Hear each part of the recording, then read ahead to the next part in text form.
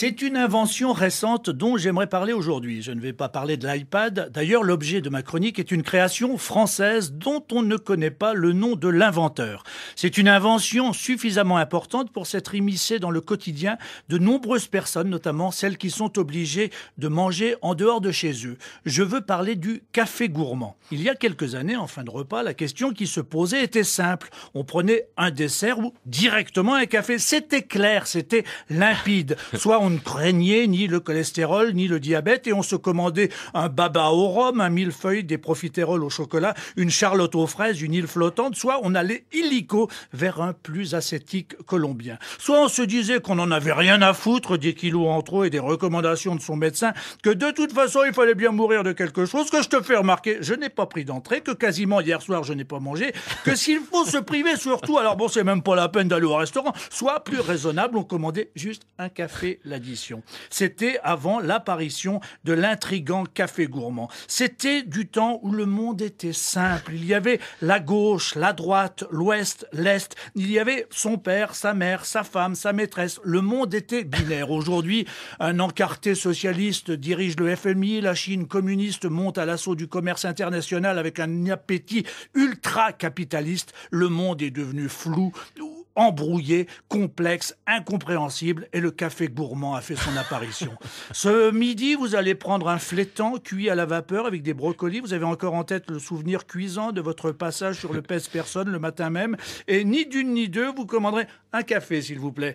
Vous ne prenez pas de dessert, monsieur Morel? S'étonnera le garçon qui vous connaît bien. Ouais. Non, vous répondrez sûr de vous, fier de votre décision, ému par votre courage moral, votre force de caractère. Non, pas de dessert aujourd'hui, Albert.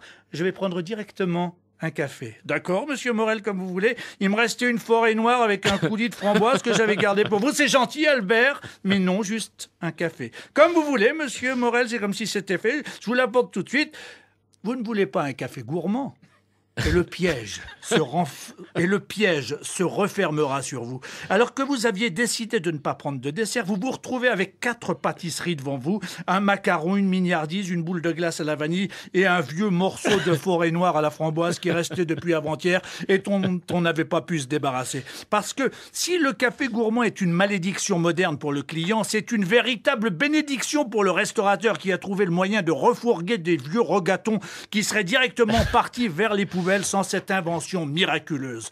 Le café gourmand est une insulte à l'intelligence, parce qu'un café n'est pas gourmand jamais.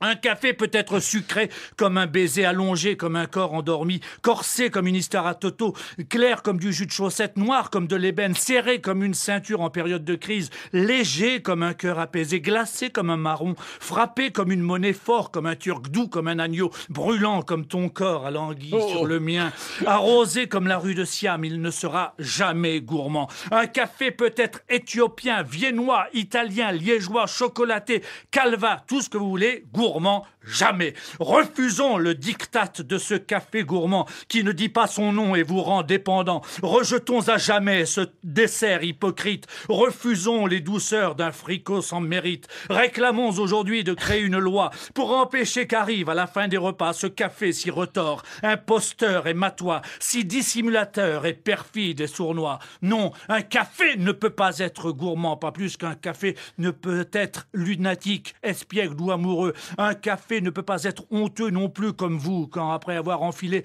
4 desserts, vous considérez votre lâcheté sans indulgence. 4 desserts dont certains reliefs crémeux demeurent autour de votre bouche souillée. Vous vous sentez tellement avili, abject, méprisable, vaincu. Vous repensez à la détermination que vous aviez eue ce matin même en descendant de votre pèse-personne. Vous anticipez avec effroi le sentiment de dégoût que vous connaîtrez le lendemain matin dans votre salle de bain, quand de nouveau vous aurez pesé votre corps exponentielle.